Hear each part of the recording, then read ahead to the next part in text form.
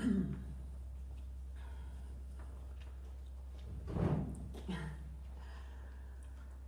um bocadinho mais luz no público.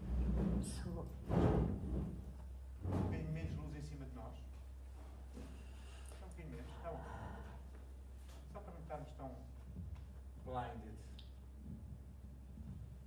Manuel. So am I starting? Okay. So hello, welcome. So this is the second roundtable of this year's PHONOVOICE meeting, sound poetry meeting, and this roundtable will have three participants and the curators. So Dirk Huelstrunk, also Miguel Asguin, Sara Belo, and Rui and myself will be moderating the conversation. So I will start by introducing Dirk. So Dirk, and I will use my note here, is a sound poet, spoken word poet, writer, creative writing teacher, and curator of art poetry events from Frankfurt, Main, Germany. He works with and between different media and frequently collaborates with artists and musicians. In his work, he focuses on writing poetry for stage performance and to create improvised live poetry and sound art with a loop station. Huelstrunk lectures on sound poetry, spoken word, outsider art, gives workshops in creative writing and performance poetry. He curates and hosts literary events, including readings, discussions, and poetry stages. Since 2020, he has been hosting literature and poetry podcasts. So maybe I'll start with a question just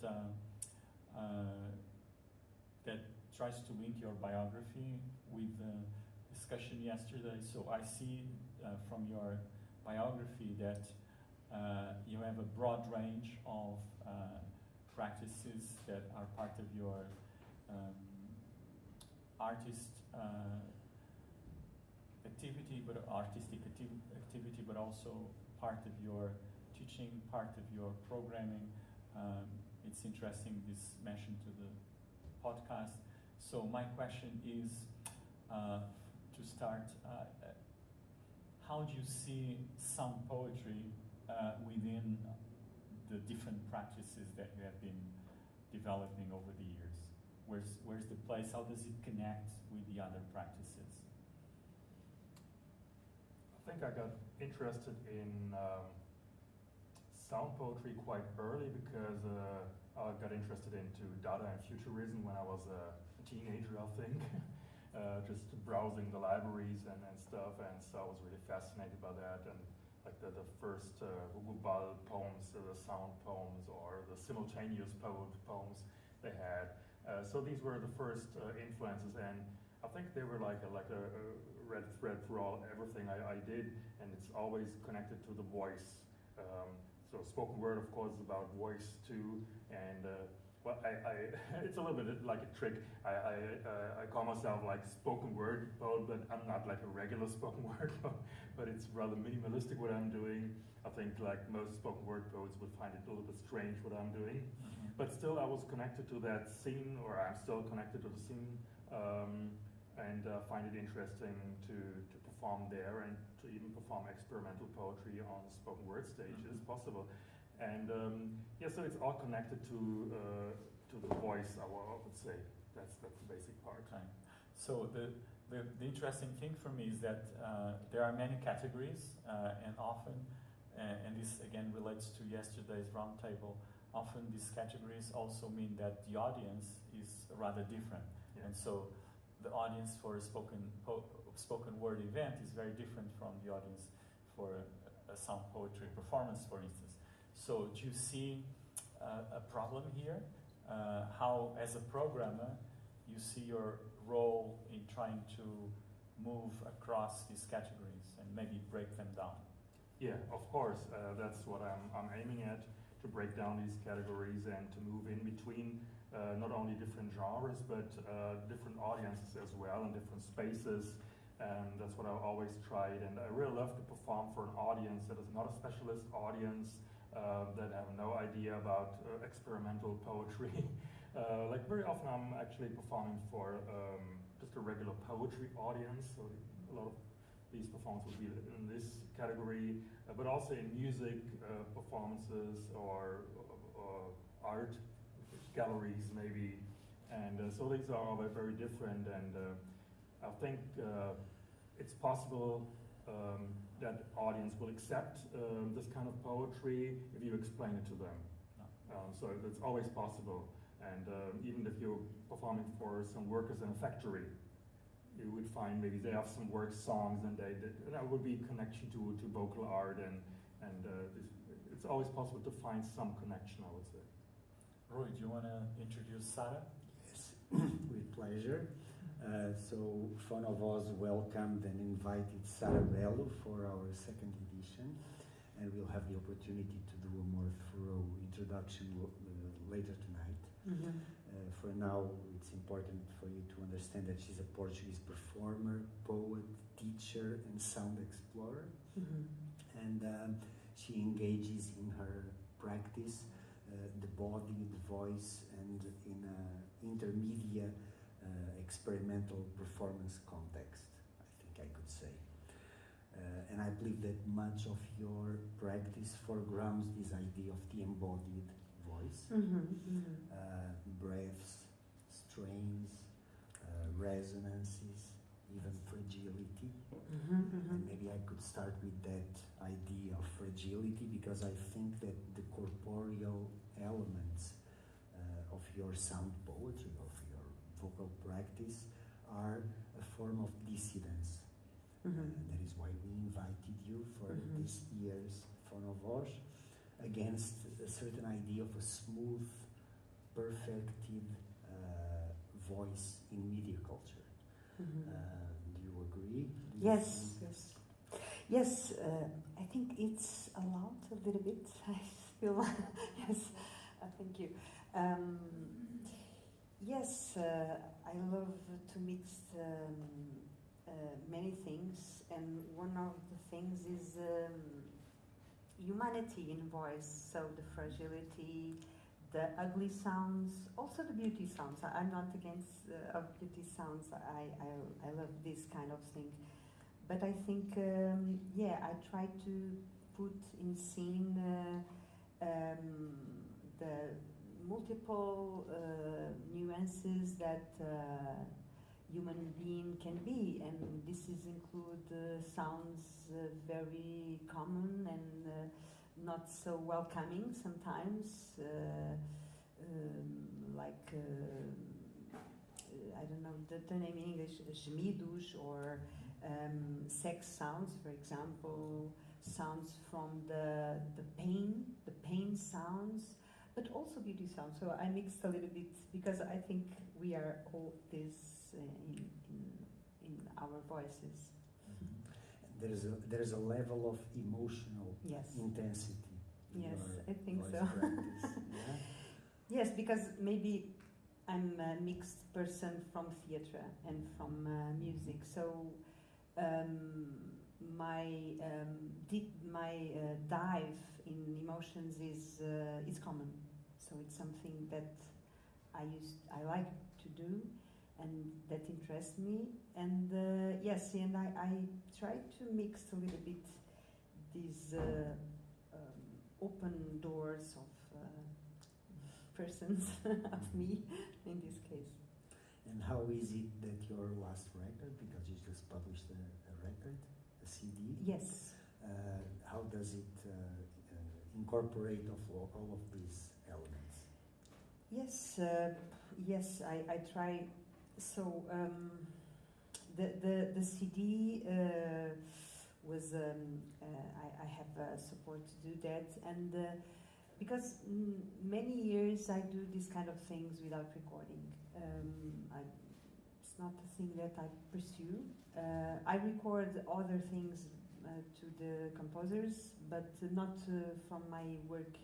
I do in live things, because yeah, this is a mix from theatre and music theatre, And yes, that occurs to me. Why not? Because it's.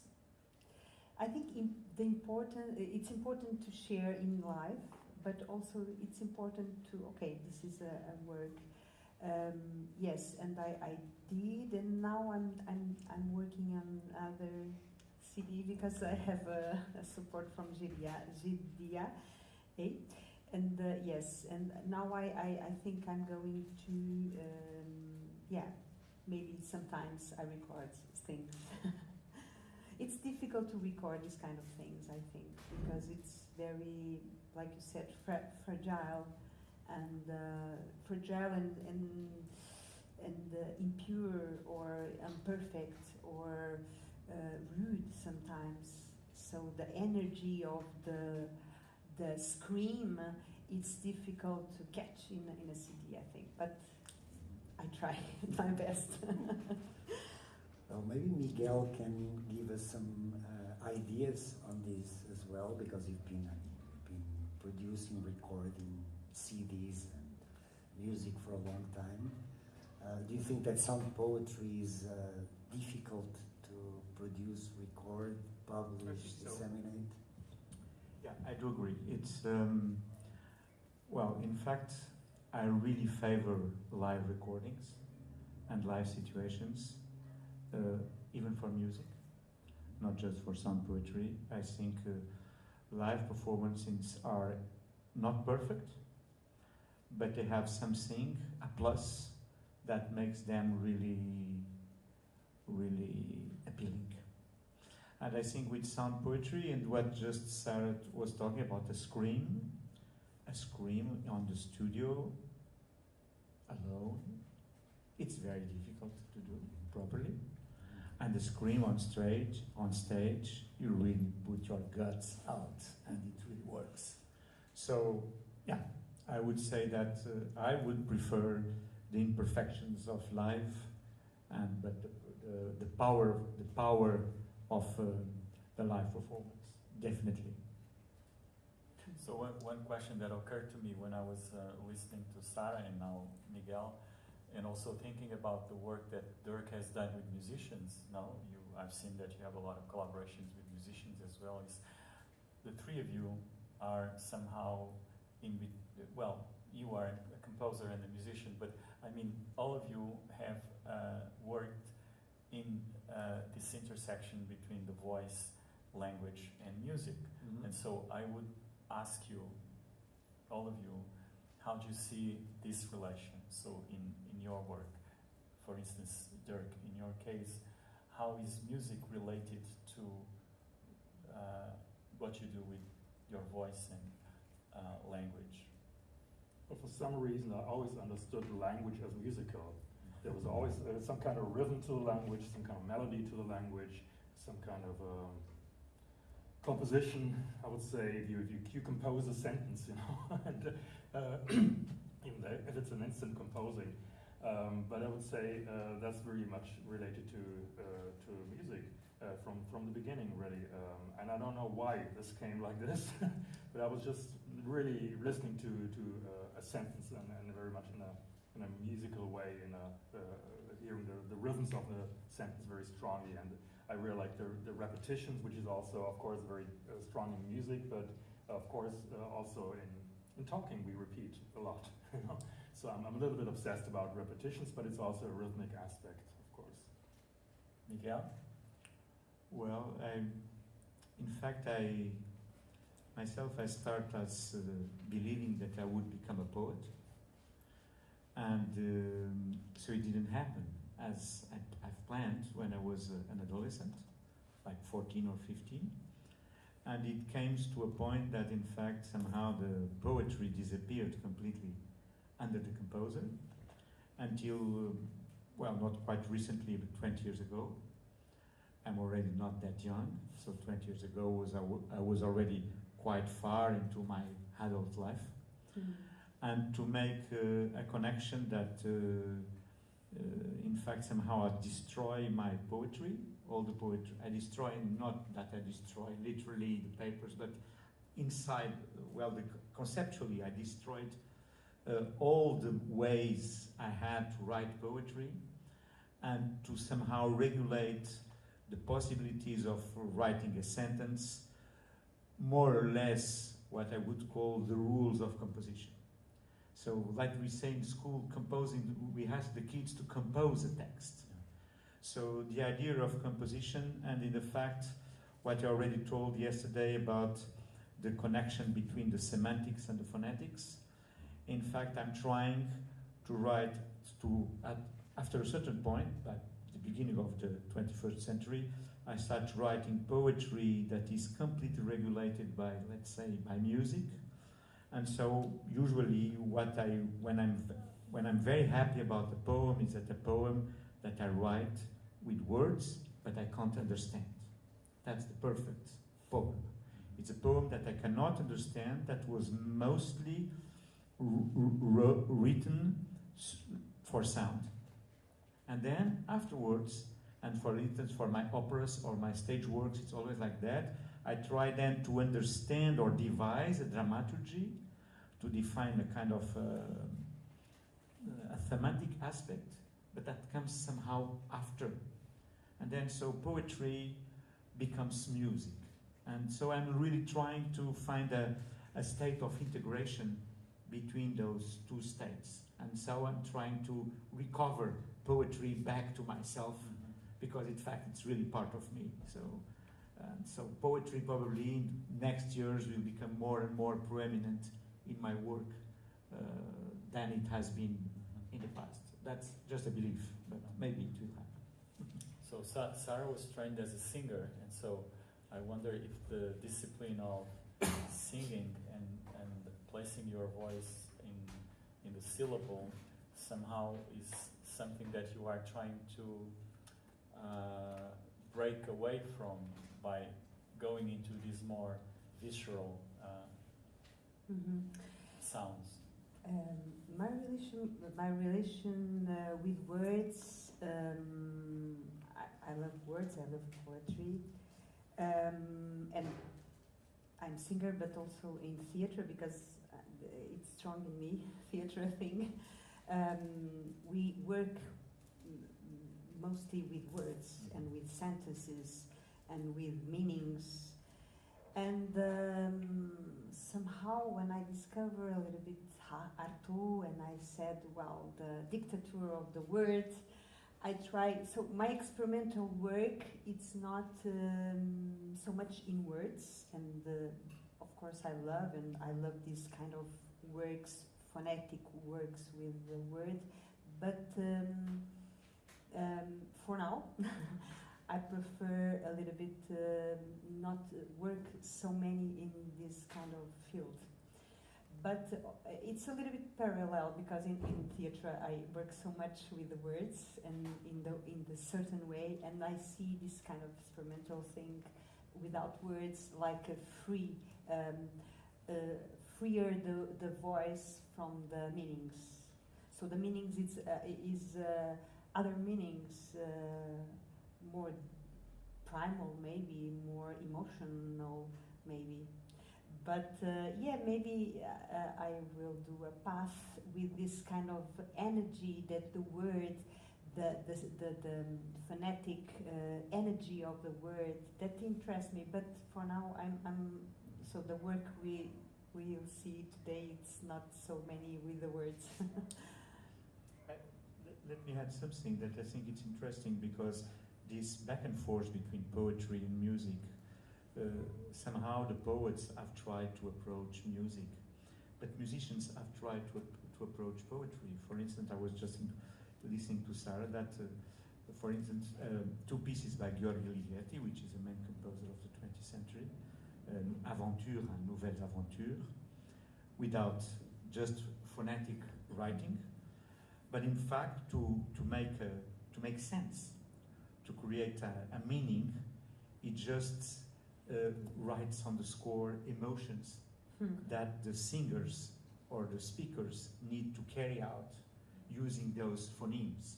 So in fact he's putting, because he removed the words, he removed the meaning, he's bringing back the meaning of emotions. And so you have to express this text, which is completely at the beginning completely abstract by emotions, to charge it with something. Well, this is really interesting. My theory about sound poetry is that sound poetry is a way of moving in and out of language, and so that we are able to get rid of the structures of language and see the voice and hear the voice and experience the voice as a kind of animal expression, but at the same time we move into language again and see the articulation and the structure that language brings to the voice, and then meaning is often attached to words and the way words are constrained to signify within a linguistic community. But at the same time, what you're saying is really interesting, because this example of Ligeti, when he breaks down the meaning by using phonetics without any semantics, and at the same time he brings the semantics. Can Yes? I add something? Sorry. The language that Ligeti uses phonetically, but he developed it on his childhood. It has meaning. He expressed on the score the context of that meaning. Okay. Because it was a language that he developed with his brother. Okay. A secret language. Private language. Okay. So, yeah. So there's that element. But it's interesting when we look historically to sound poetry, and we see, for instance, in the first futurists and Dadaists, what they were trying to do. People like Kurt Schwitters and others, they were using the alphabet to break down language. So the alphabet was used as a structure to recombine elements in the language in a way that had no correspondence with words. And so the alphabet was using as a way of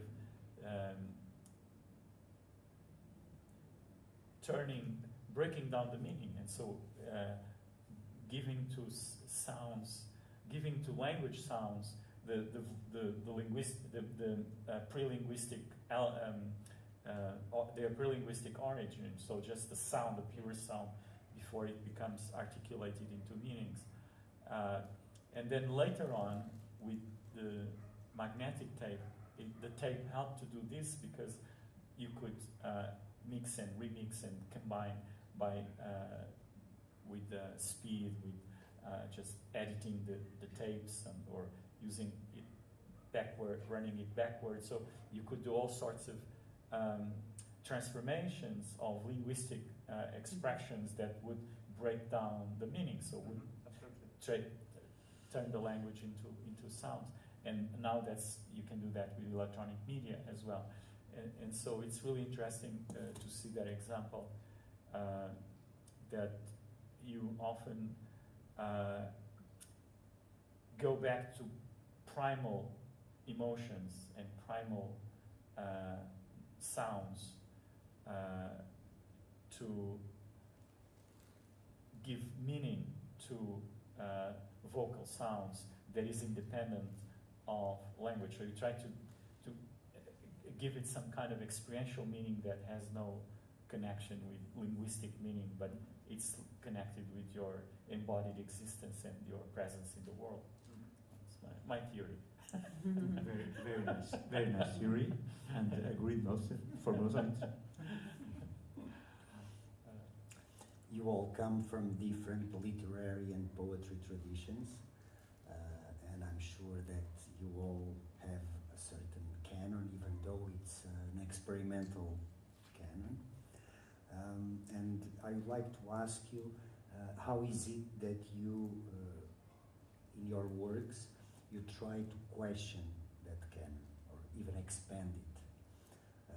And I'm thinking this mostly because of the semantic meaning that we've been addressing here, because in the case of Portuguese experimental poetry, for instance, there's a tendency to privilege the visual and the semantic aspects of language. So in a certain way, I think that, and I'm sure that in Germany, it's also, we also see that. If not, please correct me. but I think that sound poetry, and aligned with what Manuel was trying to say, serves as a form of questioning the canon itself. Do you think that your work allows us to expand the idea of experimental poetry beyond a certain reasoning? I don't know if I totally understand the field. The experimental poetry field, you mean? Yes, I think it's so large. It's so large. Diverse, yes. Yeah, and could be many things. And I think nowadays it's an open concept. But your question, sorry. If you think, for instance, of Fernando Aguiar's performance yesterday, and his works, his published works, it's mostly based on a visual aesthetics, and language appears fragmented, deconstructed, but still there is a semantic purpose there, a strong tie to meaning. And experimental sound poetry, at least if we agree, like I do, with what Manuel was proposing, removes us from that urge to have meaning, and that is why dissonance and dissidence appeared as two keywords for perceiving the future of sound poetry.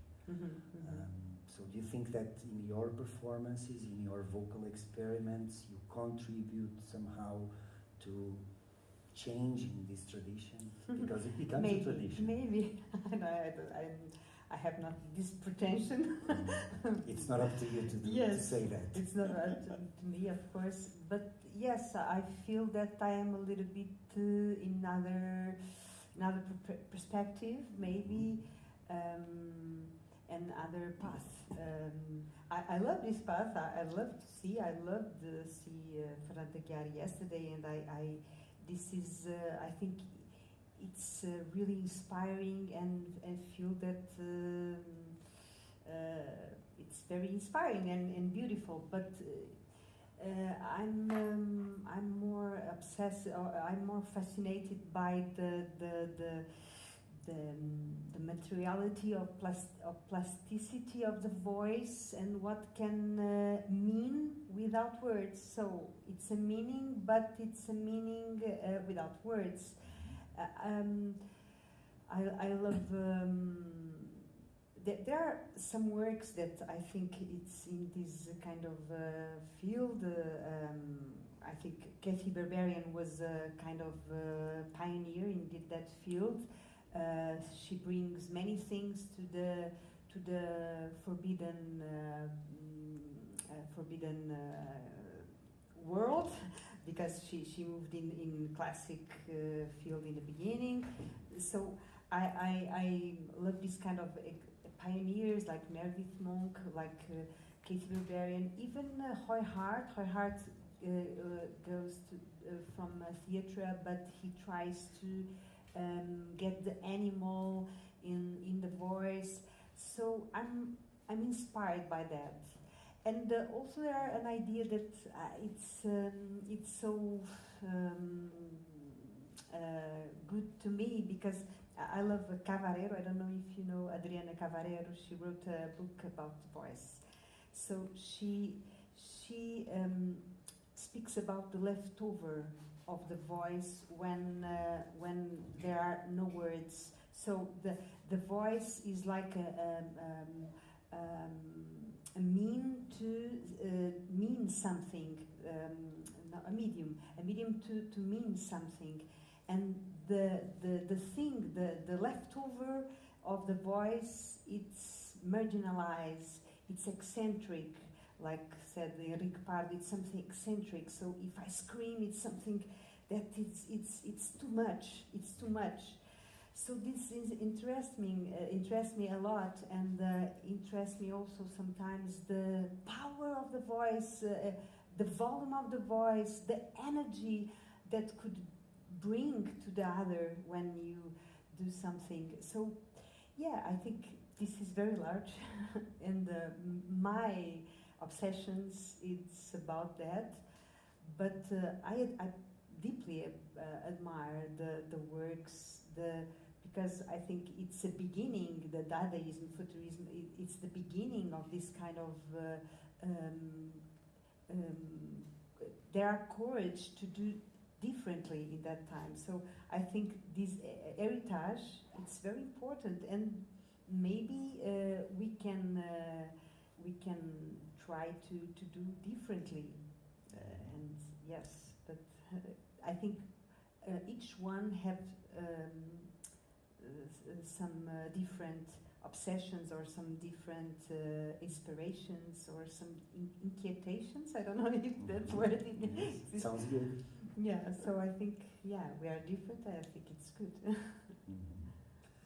Miguel, how is it that you deal with the canon, with the literary canon, from the musical perspective? And Well, for me it was very much as the example of Kurt Schwitzer that Manuel brought in, and as I'm connecting with what I said before, starting to write what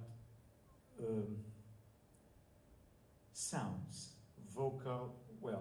phonemes or vowels, consonants, and phonemes that will become words and then will become phrases.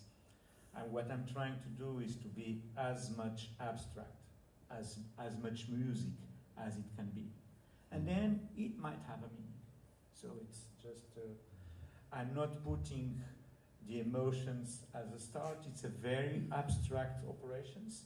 What I really like to do, like for composing music, what really interests me, the game is about operations upon the language.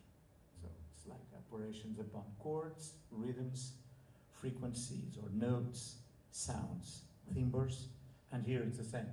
So I'm trying to apply the same, and the sense of revelation to myself, it's a wonder for myself. It's the main purpose of all my creative activity, is to face myself with the discovery of something that can be about myself or about anything else. So that's really what I pursue, my purpose. So, Dirk, I don't know if you want to follow up on this issue of the canon and the literary tradition, even the experimental literary tradition, but I wanted to introduce another topic. In your Well, maybe just I can say something short about that, because I thought it interesting because for a long time I never saw it as a canon, experimental art, because it was such a new thing. And I think it was, I was invited to India like maybe 10 years ago. And for some reason I had it was a poetry festival. It was not even an experimental poetry festival, it was a poetry festival. And so I thought I need to explain to people what I'm doing. And then I thought, oh, people are really into tradition here. And so maybe I should explain this as a tradition. We have this 100-year-old tradition of Dada poetry in Europe. And that was the first time I saw it really as a tradition, as my personal tradition. And of course I have my very personal approach to it. But then, of course, I think there's a couple of stages where I started to develop my own obsessions, and I think I'm really trying to use words again. I use a lot of words, even sentences sometimes. I'm really obsessed with repetitions, because when you repeat a word or a sentence, just very often, it changes the meaning sometimes. Well, sometimes it loses the meaning completely, but or if you layer them in a loop, you can get completely different meanings out of it, or ghost words that appear between all this. So this is my personal obsessions, and maybe because of my background also with spoken word, I'm a little more connected to words and language, of course. And another thing that always interests me is like the language of bureaucracy, of phrases. You can find somewhere, just in the line at the unemployment office, you encounter some phrases. and I would take these kind of phrases and repeat them and do something with them. So that's one of the ideas I have, is to create a bureaucratic poetry. Or poetry of bureaucracy, which is, of course, nonsense, but it's just an idea. Well, all the government services are filled with bureaucratic poetry, I think. Forms everywhere. So you really anticipated my question, because my question had to do with what Miguel was saying about his operations on language and the way he tries to work on language as some kind of material that he wants to compose and decompose. And my question was for all of you, if you can, it's often very difficult for an artist to describe in detail the kind of operations they do analytically, because it's a mix of conscious and unconscious processes. But you talked about repetition, you talked about using bureaucratic phrases, and I wonder if you could say how do you make a sound poet? Or sound poem, yeah. How do you make a sound poem? Well, what is your strategy? Recipe. It's a mystery. It's really a mystery. I have no idea how it works. It just comes somewhere, and it starts maybe with a word, with a phrase, and then I would play around with it, and then it starts to develop. And I think the pieces I have, they were never really finished, which is a problem, because I just made a book, which is, I think the last book is here right now, but so it was really difficult for me to put it in a book, because then you have it on paper and it looks kind of finished, you know. But of course, when I would perform them, they would be different anyway. So it's never really finished. It's always open to change, and I think improvisation is very, very important for me, so that things can always change. They are not really fixed. And that's maybe something that really differs to like regular poetry. They have their written poem and then they read it. And even if I have a written poem, I will never read it like it is on the page, you know. So that's maybe my thing. But how it really works, I have no idea. Yeah. Someone else has to analyze it. Yeah. Yesterday we had an incredible example on through that particular poem, Pelo na Garganta, by Fernando Aguiar. No, so we saw the text, and we listened, and then we saw, and then it's really interesting to see all sorts of operations of just using the words and playing with the syntax and with the pauses, and they created a completely complex structure out of that very simple text. No, and so I wonder if you also have some kind of method for creating sound poems or sound. No, not really. No. Not really. Many. It's a little bit like Dirk said. You know, sometimes it's a word, 2 or 3 words that somehow appears to make sense, or appears to make no sense, but appears to make sense together, brought together, and then sometimes it's very, very, very worked out. For me, most of the time, it's very much worked out. I remember, you know, I met one Portuguese poet that I really love, was Carlos de Oliveira. Carlos de Oliveira, I remember to met him in his place.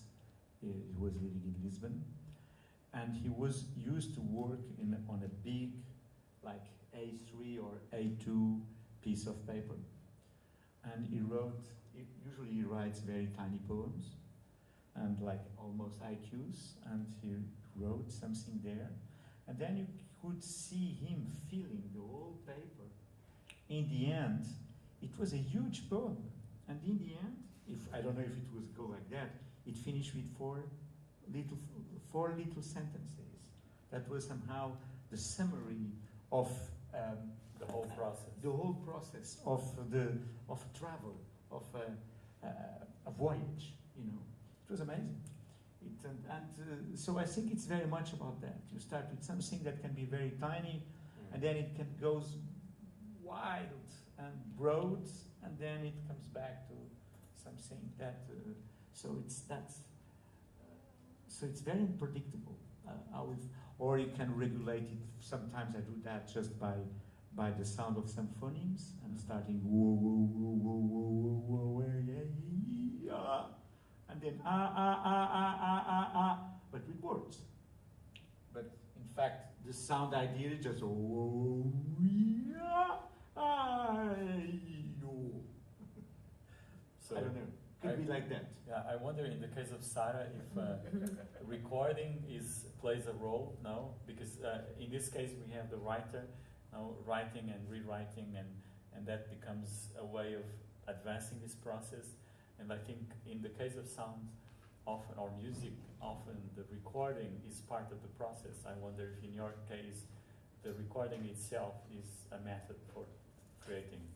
Yeah, nowadays, yeah. Many years, like I said, I didn't record anything, but I have the thing that I am a teacher, so sometimes I try things with my students, like they do some voices, and I hear in presence how this could be together, and yeah, nowadays the process is recording is sometimes I start with an idea. With an emotion, and yes, it's a little bit like that. The thing that I will perform tonight is with the recording with the loop session, so it's the recording is part of it also. Thank you. I think the recording actually is a method. Yeah. It's an important method, and before I write anything down, I record it, of course. So it really starts with like vocal improvisations, maybe about a word or something.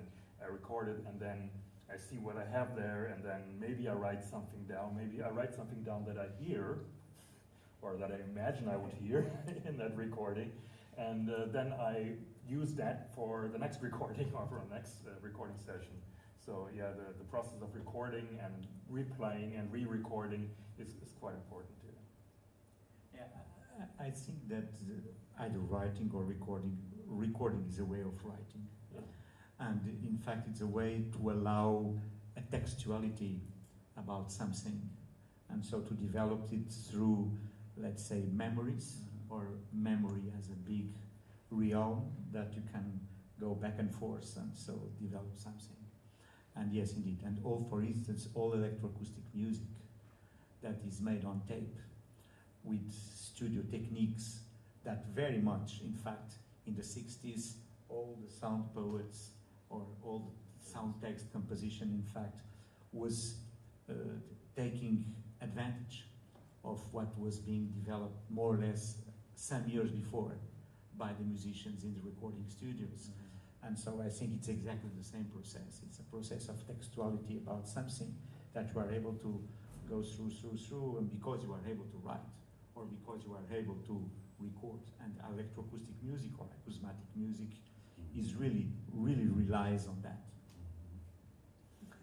Yes, recording is indeed a form of writing, and it's one of among many possible technologies of inscription. And I would like to bring the technological aspect of your works into discussion a little bit, because of course the voice is the first technology and the most important technology of a sound poet.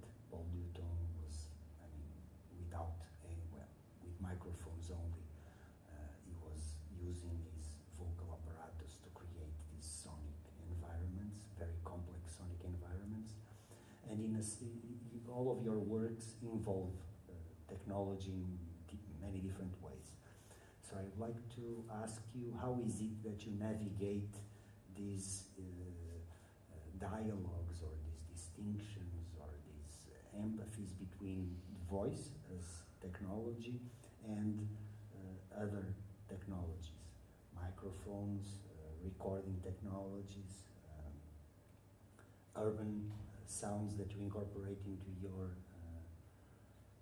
works? How would you You're looking at me. We are looking at You're probably the one that Miguel also incorporates a lot of technological. I think I started using technology when I was working with some jazz musicians, and I think I was a little bit envious because they had instruments and I had nothing but my voice. And so I tried to use a sampler and use some pre-recorded samples with that band, and so that was the first use of technology other than microphone. And but then I also had the problem, I saw that the more technology I use, the more there is a barrier between myself and the audience. So that's also a danger I have to see. And then I started experimenting with loop stations. So first I had a very simple loop station with just one channel, and you can just pile some loops on mono on top of that, which served me well for quite a while. And then I discovered bigger loop stations where you can have different channels and that allow you to mix some sounds. And that's of course interesting if you can fade in, fade out a little bit. And so maybe if I would have enough money to create a huge choir, that would be enough for me. I don't need the loop station, but of course this is too difficult and too expensive. So it's an expansion I use for my own voice, and if I would have a choir, I wouldn't need it, definitely. Yeah. So I think that Rui was also hinting at the use of field recordings and other sounds. I see that you also have done work in that area, sound art, field recording. How does it relate with the sound poetry in a more strict sense? I think the first sound poetry recording I did was at a label, and this label developed to be a field recording label only. They didn't publish any other sound recordings, sound poetry recordings anymore. So that got me interested in the idea of field recordings, and yesterday we talked a lot about listening, and I think when you do field recordings, it's very much about listening to your environment. And I was always very interested in layered sounds. This applies to my sound poetry, but also to the field recordings. So I'm not trying to catch this one bird in the pure sound, but then usually there's an airplane going on top of it, and there's some other noises, some people talking in the back. And actually I found this to be interesting, this mix of sounds, and to have all this together, to have like nature sounds and technology sounds and voices. And I'm really interested in voices and field recordings, so that's a little bit of the connection, I would say. Okay. What about you, Miguel? Field recordings, do they enter in your process? No. Well, they can, but it's not my main interest.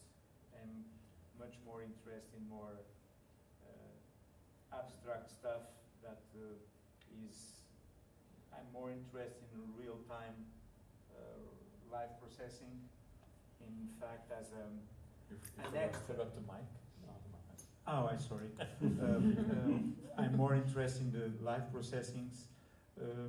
In fact, in transforming, changing what is already there. So in the case of the voice, or if I'm using an instrument, a piece for violin and electronics or chamber ensemble. I agree with Dirk when you have a lot of means available. So if you have an orchestra, I don't see any need to use electronics to add anything to it. If I have a choir, neither.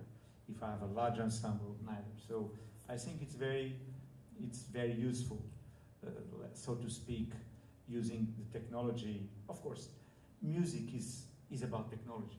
All instruments are technological instruments. A piano, it's an amazing technological instrument that was developed at a certain point and has completely changed the music that was composed after it. And the same is true for any instrument, and the same is true for the digital instruments we have nowadays. Music or whatever we are doing with those tools will completely change the genre or whatever we are doing. And so I think poetry usually is something that it's a very alone practice, solitary practice. And in fact, poets, like musicians, they are interested in the counterpoint, in layering, in adding extra voices, creating interests, deepening, so to speak, the complexity of what you can hear. So that when you can hear, we were talking about yesterday about listening and concentrated listening. If you had layers to something you are communicating, you had interest to it, and you can listen to something more than once, because it's not just like that, it comes back and back. So the fact that we are able to layer, to counterpoint, to create from something that was one voice, and then you have 2 voices, 3, 4, 5, 10, 100 voices, I think it's appealing to any type of art, you know. So it's like you don't write just a line, Pollock or Picasso or whatever. They are extremely complex in terms of the possibilities you have to read or listen many times to the same object of artistic object of communication. So in that sense, technology, especially in the solitary thing, is extremely interesting and powerful. And so I think this is probably one of the main reasons to approach this technology. Maybe one thing about the loop stations I'm also using, I find very interesting that you can really use them live. Because with the sampler, you are using pre-recorded sounds and then play it. But with the loop stations, it's live recording and played immediately, you know, and that gives you a lot of flexibility. Yeah. And this is why I really love to work with the loop station. Yeah, and so complementary to that, you know, the fact that it was talking, what mainly interests me is live electronics, is because of that, because it allows, somehow it's more less complex than what you can do in a studio, in a pre-recorded way, in deferred time, but real time adds this possibility of a really, let's say, live performance and the expression. Then it follows you, and so on that day it will be always different. It's like a live performance. It's a pure interpretation, or if you are playing chamber music, because you had with many musicians playing with you together, it changes completely because of and I think for me that's very interesting. So being on stage for me is about it's a unique moment and a unique and very special way of communicating with the audience. It has completely different from any type of recordings, or even when you record and shoot something on film and put on YouTube, it's completely different. So the fact that on stage we are doing live, everything live, or as much as possible as live, I think it really brings something special to it. Yeah. So Sara, what about you in your work, this relation between the live performance and the recording or the pre-recorded? Yeah, I'm not a technology person, but I use the minimum to do what I do. Yes, nowadays I do something not pre-recorded. I don't use pre-recorded things for now. I don't against nothing of that, but yes, I do in live. So everything you listen is done there, and I think when you are talking, I imagine if I have the possibility to have 6 persons with me doing the maybe it will for me it will be more interesting. So the technology of the loop machine, I think it's a way to do it, but I really like the live and the voice like it is. I like the technology that we have to produce in our bodies with the voice. That it's that. Feel free to ask any questions if you want. José? Thank you, sir. This is not exactly a question, but an episode which I think is really interesting. But Miguel spoke about Ligeti in the beginning, and I have a very interesting episode. Many years ago, in the original version of the Modern Art Center in Lisbon, there was a used to organize workshops, many workshops. And once they organized a workshop with 2 French women, one from the arts and the other from the musical area. Well, it was in the auditorium, the workshop, and there was a wall, and there was a pieces of that thick cardboard from the boxes, brown cardboard, normal, vulgar. Well, they asked to the participants to use those cardboards the way they want to form a visual piece with the cardboard, making it pieces, painted, whatever. And then they told us to put the final result on the wall, one of the wall of that place. And then they choose 4 or 5 or 6 participants to get close to that composition on the wall and to improvise with voice what the meaning of that composition, plastic composition with the cardboard. Well, there was me and my former partner, old partner of adventures in improvised music, female, and more 5 or 6 men and women. Well, we improvise only with voice, no other instruments other than the voice, within the rules of improvised music, attentive listening and so on and so on. My partner, Genevieve, and I was more or less conducting the improvisation. It was nice, it was really nice. But what amazed me in the end was that that part of the workshop was open to a small audience. What amazed me in the end was someone from the audience came out too close to us and asked us if we had done a piece of Ligeti with our voices. And we had some difficulty to convince that person that it was not Ligeti, it was just improvised, totally. And we had some difficulty to convince. Well, but finally we told no partituras, nothing, no, it was not Ligeti, it's only a throat voice, breathing, throat, sounds, everything.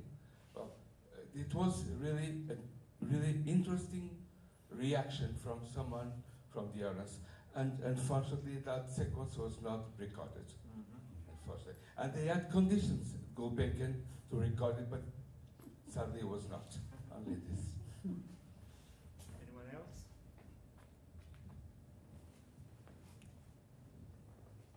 So I will speak in Portuguese and someone is going to translate, please. Okay. Pequeno apontamento antes da pergunta que me move. Achei muito interessante, penso que foi o Dirk, que disse algo como quando as coisas, neste caso a vossa abordagem, digamos, é explicada, se torna acessível não é, para as pessoas em geral.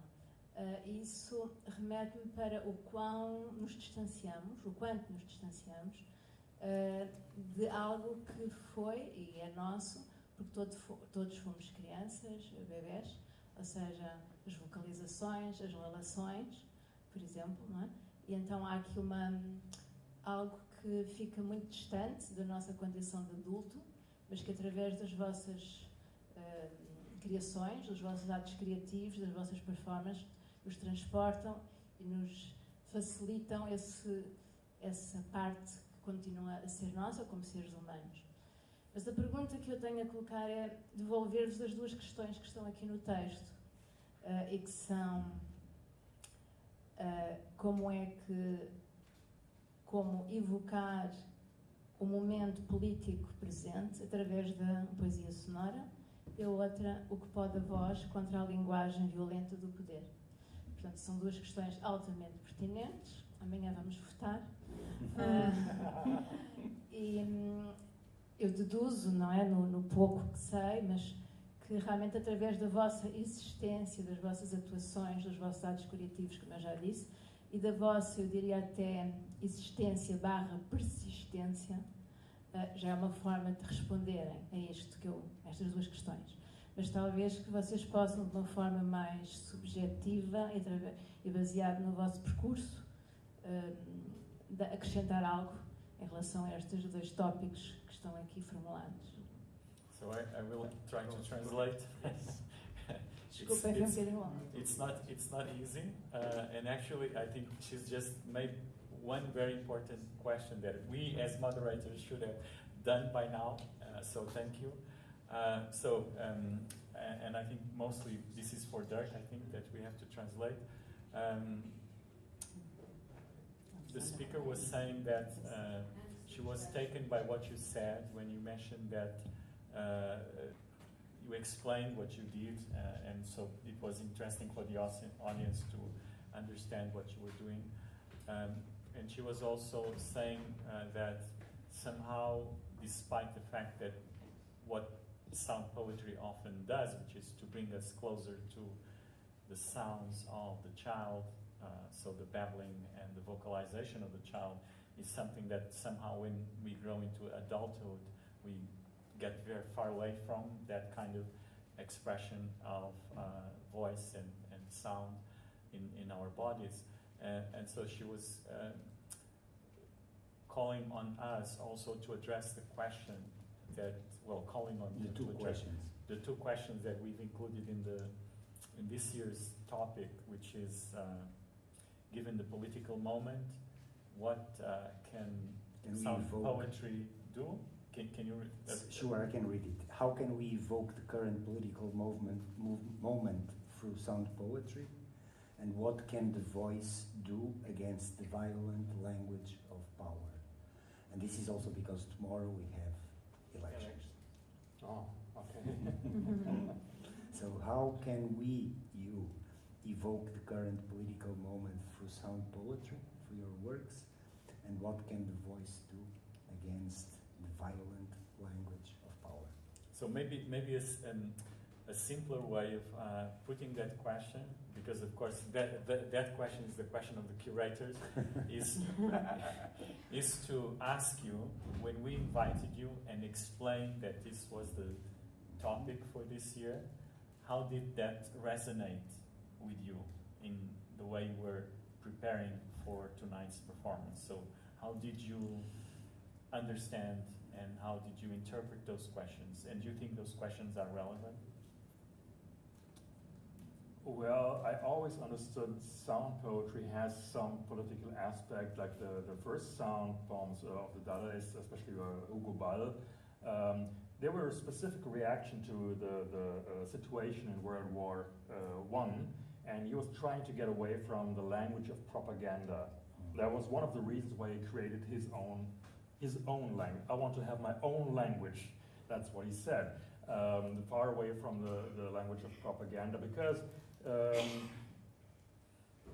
think, I'm not sure that that's a myth, but that's the saying is that the German and the French soldiers, they went into the war with their famous poets inside their baggage, you know, like the Goethe and the Voltaire, you know. And so this was a very important reason to get away from the language of propaganda. And I think sound poetry is really one of the few areas of art and poetry where we really can get away from the area of propaganda language. And I think that's a very, very important moment I see in sound poetry. And of course, the other thing is to listen to the sound of power, you know, and maybe reflect it in some way, or deconstruct it with the voice. And that's why I'm using this language of bureaucracy sometimes, which is a language of power. Bureaucracy is always a language of power over people. And so using that as a poetry, deconstructed it definitely, I would say, yeah. So that would be my idea. Yes. I think, yes, there are political view in that kind of activity. I think this appeal in your asking questions appeals to me, because I feel that we cannot be in a bubble with our things. I think we can do link with what happened today. So it interests me, and particularly in my work, I feel that there are aspects feminist in my work because yes, Cavalero said that the body, the corporality, it's linked to the women and the rationality. So logocentric is linked to the man. So I think to bring something marginalize the leftover, like she said, to the stage and to putting light on that, I think it's also a political statement in certain point. So I feel that this kind of works could be a field of freedom and to engage with this kind of concepts that is on the table, like what happened nowadays. I think there's also another interesting aspect. You can see that dictators, they never like sound poetry because they don't understand it, and because they don't understand what we means in some ways there. So it's really it's kind of a dissident movement, as you say, and it can be actually dangerous in certain circumstances. We know what happened to the Russian futurists and all. And I traveled to Georgia a couple of years ago, and I went to the house of the literature house there, and there were all these pictures of poets there, and then they told me this one got shot, this one got shot, this one got shot. The poets, they shot their poets, like the avant-garde poets they had. So you can see they were really harmless poets doing Zaum poetry, the Russian futurist stuff, and Khlebnikov, these kind of, so it was harmless stuff really, but they shot them, and it's incredible. And I mean, that's a really powerful thing, I think, to remember. Yeah, I think that's a very good point. We are coming to the end of our time. I don't know if Miguel wants to add something. No, I think about politics, I said almost everything yesterday. So that's it. But I would like to add something that is specific to sound poetry, not just going to philosophy about art and politics. And you already know how powerful I think art is against the violence of power.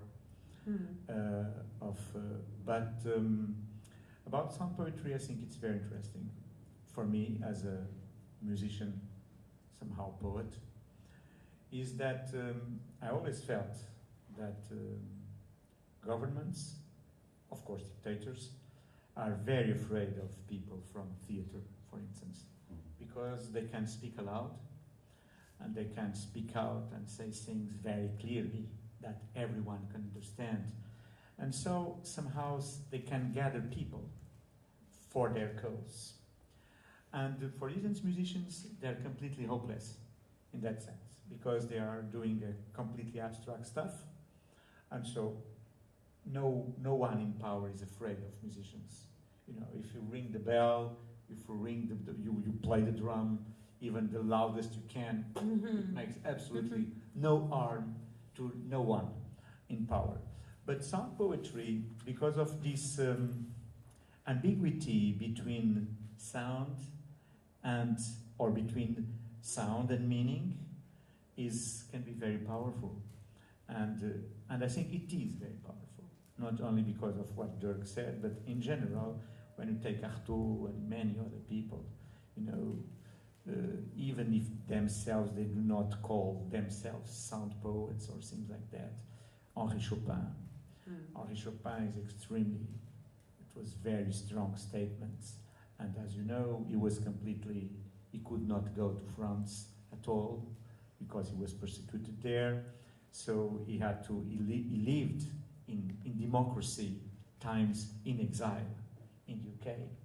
And all that is very interesting, because it shows that despite the sound, still we can bring in some meaning and tell some things that are not easily accepted. So we can shout and speak aloud about with some statements, directly political statements, although I think that art in general is, on short term, it seems a very weak thing, but on the long term, it's very powerful, because somehow we change the behaviors, the way we think, even if we do not know a certain artist, when he or she are extremely very influential, either in their times or afterwards, it completely changed the way we think about society, about politics,